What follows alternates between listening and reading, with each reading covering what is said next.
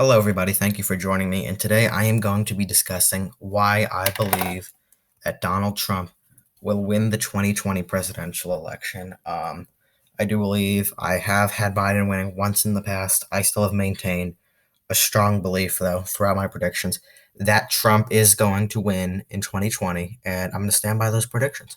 So, first off, I'm not going to be filling out the electoral map completely, or I might do it in the end, but I'm really going to be going through polling and other sorts of data. I'll just put it like this.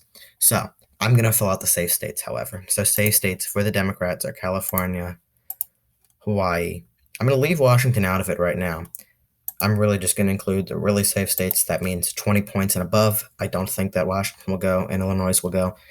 I don't believe they went in 2016 either. So let's see. Massachusetts, Rhode Island. And that's honestly everything that is safe for the Democrats at the moment. Very safe. That's how I pretty much characterize it. And then for Republicans, still having some trouble with Montana. Kansas will be safe. And obviously the Deep South is going to be safe as well. But that's pretty much it for Republicans. So 119 to 84 with safe states at the moment. I'm going to get to everything else, though. So, first off, I'm just going to characterize the safe and likely states. I probably am going to fill out the electoral map, but I want to get to discussing polling data because that's honestly what a lot of people look at. And I want to discuss what I believe could be consistencies and things that are errors, especially giving some recent developments. So let's just fill out all the likely states for Trump. Everyone can predict that. And then likely states for Biden.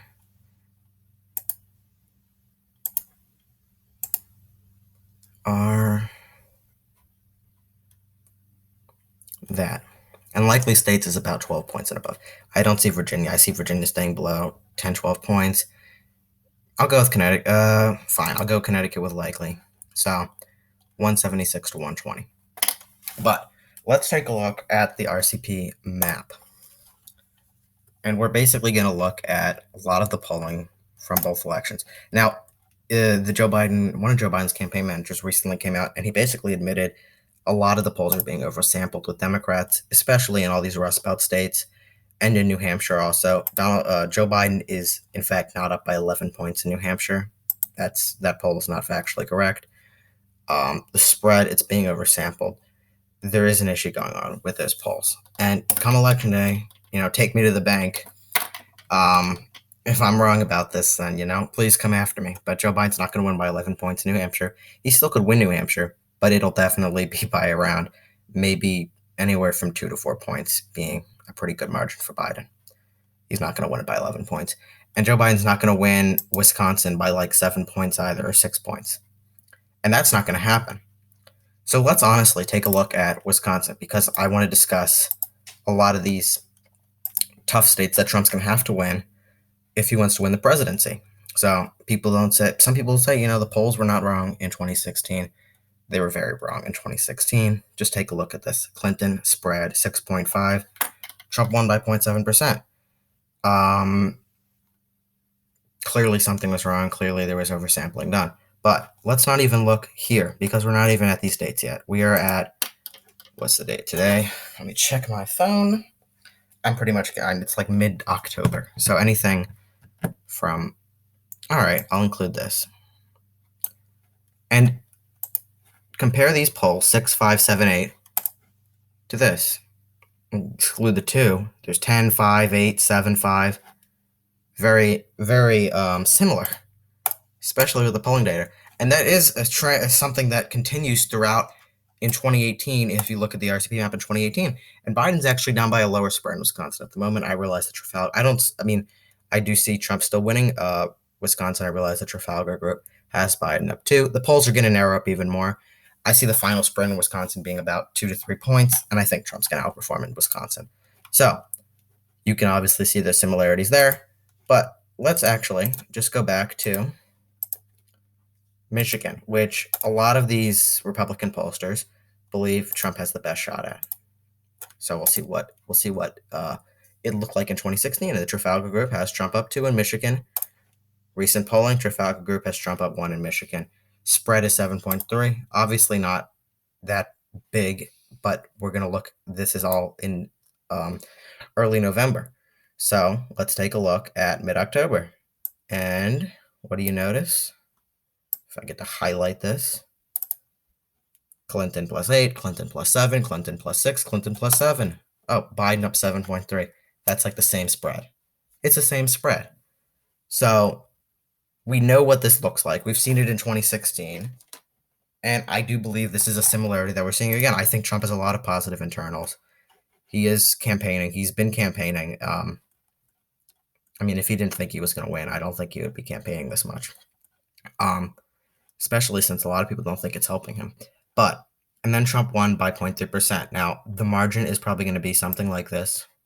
In Michigan, by election day with Biden, it's going to be maybe 3 or 4 points, maybe 5 points, but it's going to narrow up. We still have 2 weeks until the election. It'll narrow up as well. So, I see Trump winning Michigan, Wisconsin, all the Rust Belt by tilt margins. So, I'll exclude Minnesota for now. And we can look at Pennsylvania. That was a lot closer leading up to the election with Clinton. I think she was up by around 2 points. Yes, but let's look at mid-October because that's where we are at right now. So I'll go from 10. Here we go. And honestly, you can look at 10:30. She's up by 11 in one poll, 8 by. But spread this out, 3, 4, 6. That's around 5 points spread, 5-point average. What's the average now? 3.8. So Trump is even outperforming the polls that he did in 2016. So there's definitely, I do think that they are being oversampled with Democrats. And I do believe the statement when they say a lot of Republicans are not honestly expressing who they think they're going to vote for, as they did in 2016. And I actually think it's a lot worse in 2020. And you can even include the enthusiasm gap and the incumbency with Trump. So I see him winning these 3 Rust Belt states. You can even go back with the margins of 2016. Compare it. Like I just did, Clinton was even higher than Biden at that time in the campaign. Now let's go to Florida. Florida has narrowed up dramatically with Joe Biden. Now, I know people, I mean, it's hard to remember. I follow this really closely. I look at the polls every day.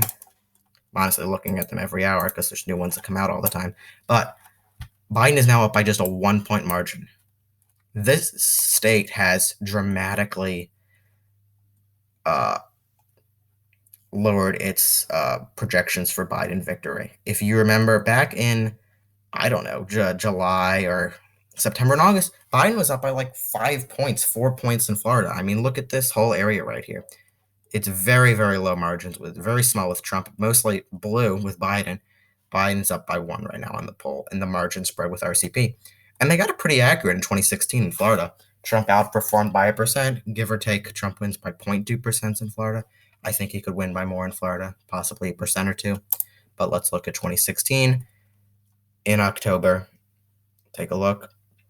I'm just doing wow, there's a lot of October 20th polls. So let's just go with that, I guess. Average out, definitely more than 1%. I mean, 4-3 tie, 3-3, 3-4, 2-1, probably around a 3% average. So Trump outperforming Biden in Florida. I mean, outperforming in Florida than he did with Clinton, with Biden. So major things with that. North Carolina, Trump outperformed North Carolina with Clinton by around 2 points, 1.7 points. Or actually, no, that's 2.7. That's about 3 points. Biden's up by 2 right now. If he outperforms by about 2.73 points, he'll win by 1%. But let's take a look at where we're at right now. Biden's up 2. Clinton, I do think Trump is doing better, but actually, let's take a look at this. 10. Here, I'll just do this. Clinton's up by definitely more than 2%. You average this out. I have my calculator here with me. If we can do this, let's see. 1 plus 7 plus 3 plus 4 plus 2. That is going to be divided by 5. So that's a 3.4 spread for Clinton with RCP. More than Biden. Trump outperforming in North Carolina with the polls at this time than he was with Clinton. So, Trump, he's going to win Florida by a tilt margin. I see that happening, maybe 0.5 to 1%. North Carolina by lean margin. Now, Biden, on the other hand, I see him winning. Virginia winning, because Clinton, that's been trending. And New Hampshire, I see that as a lean margin. But definitely not by 11 points, but we can come back to that if you like. So let's look at Minnesota, because they didn't really do many Minnesota polls in 2016. Let's just go directly to Minnesota. And in case you didn't know, this is probably going to be about a 15-minute video. I'm not exactly timing the video, but I want to go through in depth all these states with the polls in them. So let's take a look. Yeah, see, there was literally 4 polls with Clinton. In Minnesota, you can average these polls out. Let's take a look. 1 tie, and that was Gravis. So that was probably the most accurate poll. Well, it was. But average all the polls out, spread in Minnesota is around 6.2 points. That is actually what it is right now, 6.3 points for Biden. Essentially the same. And if Trump outperforms the 6.3 spread, that means that the polls overestimated Clinton about 5 points. Could overestimate Biden, and this could be a lot closer state. I don't have Trump winning it. I have a tilt Biden, or at least that's what I project at the moment. So Biden gets 2 or 3, and I'll just fill in Oregon with lean, Maine at large with lean. I really want to get to the most important stuff, and I'm going to go over New Mexico and Colorado. But so let's see. That's Minnesota. We're pretty much on par with where we're at. You can look at mid-October poll spread. That's +9 for Clinton. There was only 2 polls though, so I guess you could say he's outperforming because all these other ones were done in September. And I understand it's a different political climate. It's a different candidate, but the polls were drastically overestimated Clinton in these Rust Belt states, in North Carolina, in Ohio, in Iowa. All these, especially these Rust Belt and Northeastern, I guess, and then Florida. These polls over here with Arizona, Nevada, New Mexico, and Colorado, they overestimated Trump, which is a little bit, I guess it's more over here's Trump, more over here's overestimating the Democrat, and over here's Republican, especially with McSally in Arizona too. But let's take a look at New Mexico. I don't even know if there's any polls with Biden. Okay, so Biden's up 14.5 in New Mexico. This is just not accurate. Biden's not going to win by 14 points. He might win by 9 or 10, maybe 8 points, not by 14.5 points. Clinton won by 8.3.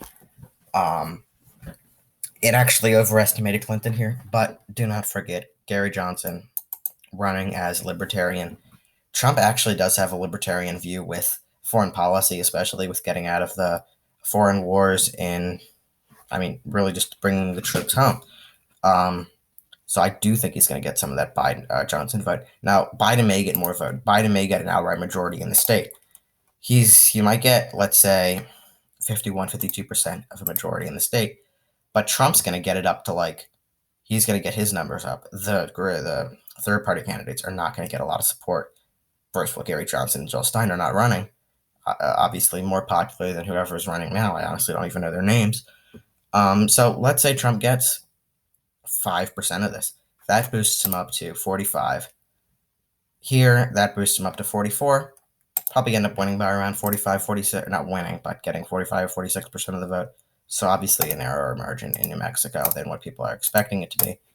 But I'm not really concerned about New Mexico and Colorado. I pretty much went over the Rust Belt in Florida, 2 states, or I guess 2 sections of the map that a lot of people are, that pretty much are going to decide the election. Again, if Trump wins Florida, very good chance of winning. Loses Florida, pretty unlikely chance he's going to win. Same with North Carolina.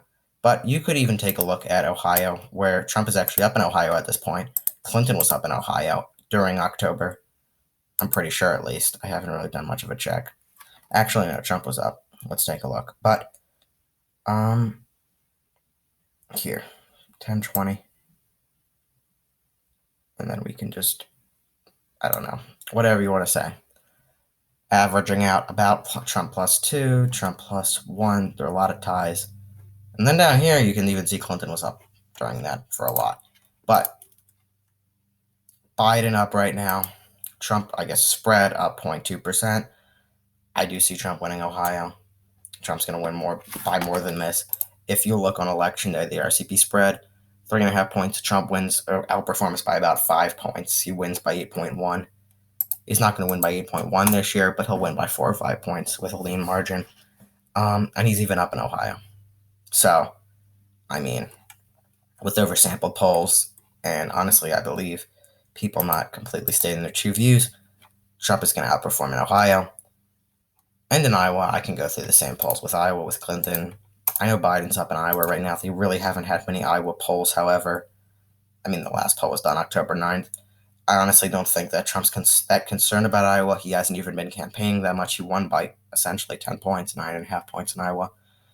The polls have Biden up right now, but they would be polling a lot more if this was a competitive state. And I'm not saying that it's competitive for Biden, because it's not. I do see Trump. He's probably up by 5 or 6 right now in Iowa, which is why, I mean, Trump was up by a lot in Iowa. We knew that Trump was going to win Iowa. And as the election gets closer, they'll probably get more polls in Iowa. Add 3 points, 4 points for Trump. That's essentially what it's at the moment. But Trump will win Iowa. So let's just give him leans Iowa, and I'm going to give him Texas as well. And like I said, the polls are spreading out in Texas. Trump now looks fairly solid in Texas. I know it overestimates Republicans, but with the polls right now, it's looking fairly solid. Biden honestly looked like he was going to give Trump a run for his money with Texas. Right now, it looks like there's pretty wide consensus Trump's doing well there, and he's going to win the state. Obviously, it's trending blue, trending purple, but at the moment, Trump has a pretty solid lean margin at the moment. That's why I just have it as a lean margin for Trump. So, Georgia. Biden's doing a lot better in Georgia than Clinton was in 2016. This is something that there's a shift in. If you look at the governor's races, Trump was up in Georgia, Trump +4. Well, now Biden's up by 1.5, so dramatic shift, I guess you could say, with Georgia. But I do see Trump winning the state. Most pundits see this going for Trump. The betting odds have this as a Trump win. I understand Biden's up in the spread right now. That's not, I mean, they do, if you look in 2018, they overestimated Stacey Abrams with Georgia. So I honestly see Trump winning the state. I could pull up the 2018 map. I really don't want to do that right now. Just trying to go through it. But I see Trump winning Georgia. I understand Biden's up by one and I guess a fifth in the poll right now. But lean, I'm going to give him a lean margin. If I'm wrong, the election's in 2 weeks. So, just whatever then. So, anyway, I'll give Trump the Maine 2nd Congressional, and I'll just give him Nebraska's, because I don't really want to go through these. Biden could win Nebraska's 2nd Congressional District, but, I mean, it's not that important. It's not going to decide the election. I'm not going to focus on it that much. So with Arizona and Nevada, I did have Biden winning both the states. So, wait, we still have one more toss-up? What are we missing? See, this is why I get so caught up in everything. 5 points. I honestly don't even know what that is. Oh, West Virginia. How could I forget? So 295, 243. That is my current prediction with Trump versus Biden. Trump is overestimated in these states. He has been campaigning in Nevada. He does think he has a shot there. The polls, his internals probably have him winning at the moment. I do not see him winning there. And in Arizona, I don't see him winning. That's shifted pretty far Democrat in the last few years. But I see Biden winning by about a tenth, or not a tenth, by a tilt margin. If you look at the polls, Trump was up in Arizona. Trump was doing good. Now Biden's up. I do see it could be an oversample of Democrats in Arizona, which I think it is. Biden up by 3.1. Like I said, the Arizona polls, Nevada, what do you call it? New Mexico and Colorado all seem to overestimate the Republicans. So I guess you could say there was Clinton. There was some, I guess, if you take a look at it, consensus in October, mid October. I guess this is early October. But, she was up at that point, which I guess is a little bit corresponding to what it is now. Obviously, the election narrowed out. Trump overperformed by about half a point. I guess not super big of a margin, but um, Biden is up right now. I do think it's an overperformance, a win by about a half a point to a point. But this is what I see the map at. I made this prediction. It's not a new prediction. I made the prediction, I think 4 days ago now. No, not 4 days ago, 7 days ago. I'm going to have a new one out, I think, with 10 days to go. There may be a few changes that I make should some polls change, but I'll just keep you guys updated with my new prediction when it comes out. So I think Trump's going to win. I'm going to list a bunch of things why I think he's going to win. And the polls I just went through, because they were pretty, the polls are the only concrete evidence that we can look at right now that tell us how things are looking at the moment, which is why most people use the polls to evaluate an election. And it's important to use the polls, but it's also important to look at a lot of different things and historical tendencies. Incumbents usually win. I understand Trump is an unconventional candidate. However, and it is an unconventional year, he is an incumbent. He has fulfilled a lot of his promises to his base. Like he said, he's doing whatever he's doing, and his base is riled up. And he is more of an enthusiastic candidate than Biden. I don't think that's disputed on both sides. But Trump is incumbent. He is the more enthusiastic candidate. Those are 2 points right there. Also, if you look at the economy and the jobs numbers, the economy is bouncing back. The jobs numbers are bouncing back. There was a new unemployment rate. I think that was like 7%. Some projections had a 20%. Definitely approving stock market could hit 30,000 by election day. That's being a little bit hopeful, but that would help Trump out a lot. There's a debate Thursday. I'm going to make the predict the newest prediction for Trump 2020 after the debate. But honestly, because I want to see how the debate goes, and I think that is going to help the candidates, not by as much as it did in 2016, but by a somewhat interesting amount. Could help them out. So what do we have? We have incumbency, charisma. The debate's important. Trump he has the enthusiasm gap. He's outperforming Joe Biden with enthusiasm in a lot of margins and measurements. I mean, you can look at just rally sizes. And I know a lot of people say, "Oh, well, what's Trump doing? Why is he doing rallies? He's trying to rile up the base. Biden is not getting anywhere close to as many people as Trump's getting."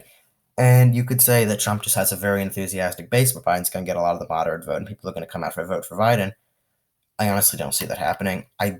The only thing that I could see is not going to be enthusiasm for Trump, but it could be, not enthusiasm for Biden, but anti-enthusiasm for Trump. That would be the only possibility that I would expect at the moment.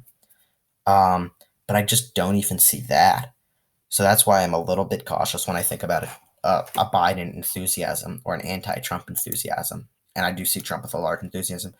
And you can honestly see that from a lot of the mail-in ballots coming out of Florida. Very low enthusiasm with mail-in ballots. I guess it's underperforming with Biden in their projections with mail-in ballots in Democrat counties. So if this continues to go as the projection does with the mail-in ballots on election day, Trump is in for a pretty solid lean margin. I say solid lean because I mean he'll win by around 2 to 3 points in Florida. Now, I'm not positive that that's going to happen, but based on what things look like right now, Biden is wildly underperforming with enthusiasm, even from what he had. And we'll wait to see what happens on election day. But I do see Florida going to Trump. not only with enthusiasm, he's up with Hispanic vote. He's wildly up with the Cuban vote in Florida, and with the Venezuelan vote. There's lots of Cubans in Florida. That's why Republicans are very popular there. He's even more popular now, but and I do think they're going to come out in large numbers for Trump in Florida. As it's seen with mail-in ballots, there's a lot of Republican counties that haven't even been counted. We'll see how that looks coming up, but there is an enthusiasm thing with Trump. Also, actually, yeah, that's what I was going to say. Same with North Carolina. And Trump has gotten some very interesting endorsements the last few days, to say the least. I'm not saying that's going to help him or hurt him. With 50 Cent, Kanye West. Now, who knows how this is going to affect Trump? I honestly have no idea. It could not affect Trump at all. But I mean, if it does affect Trump, then I think it will help him, especially making inroads with the black community. Um, and you could tell that he must have some sort of internal numbers that have him overperforming with African Americans this election than he did in previous elections with African Americans. Um, you can look at a Super Bowl commercial with Alice Wright, criminal justice reform, First Step Act, I'm not sure what the woman's name was. I escapes my mind, but getting Kanye. I think Kanye re-endorsed Trump. I'm not entirely sure. I don't keep up to date with that. 50 Cents, some other actors and actresses. Um, and then if you look at one of Ed's State of the Union address, I'm pretty sure he gave that girl school choice. Hard for me to remember, but I do have, I think, an okay memory. And it was African American. Definitely trying to make inroads with the African American community, and that's what he's going to need to do, and that's what the Republicans are going to need to do for future elections if they want to continue to win elections. They're going to have to make inroads with the Hispanic community, the African American community, and retain a lot of the white support that they have already. I do think that there's going to be a pretty significant shift with turnout and with support from minority communities this election. Especially with the Hispanic community. Trump's getting 40%, 45% of the Hispanic vote compared to 27% in 2016 with some polls out. So definitely a shift with support. It's going to be very interesting, and we're all going to see how it turns out in 13 days now. But that's something that I'm going to keep my eyes open for. A lot of turnout with the minority communities in the country. And then I guess Biden does have a few things on his side. He does have he's been getting a lot of donations, or what do you call it? I guess campaign donations. He has a large amount of money to spend. That will help him, especially with advertisements in a lot of the Rust Belt states, Florida states that he needs to win president. But this is how I see the map. I see Trump winning less than he did in 2016. He could flip Minnesota. That would get him there pretty much 305, 306. But this is why I see Trump's going to win. I mean, he is incumbent, a lot of enthusiasm, he's a more charismatic president. You've seen how that's turned out since Richard Nixon, John F. Kennedy. Nixon was more charismatic. Carter was more charismatic than Ford. Reagan was more charismatic. George H.W. was more charismatic than Dukakis. And then Clinton came along. George W. Bush, now Gore pretty much at a tie. Bush was then more charismatic than Kerry, and I can go through the whole thing with Obama, and then Trump and Clinton. Trump was slightly more enthusiastic, but it's hard to beat Trump, I guess you could say. So, 295, 243. I'll shift it all to one color just because I know you guys can just go rewatch my 20 days to go 2020 election prediction, but this is how I see it happening. Now, this is not me cheering on Trump, saying, I really want Trump to win.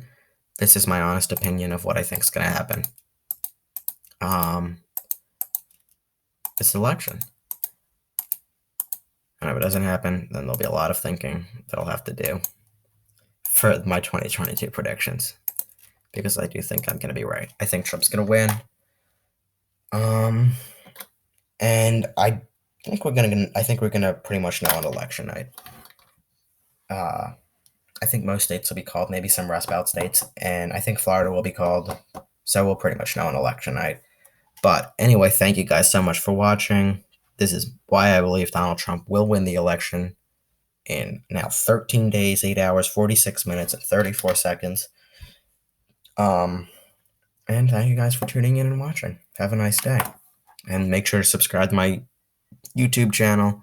I really appreciate all the support.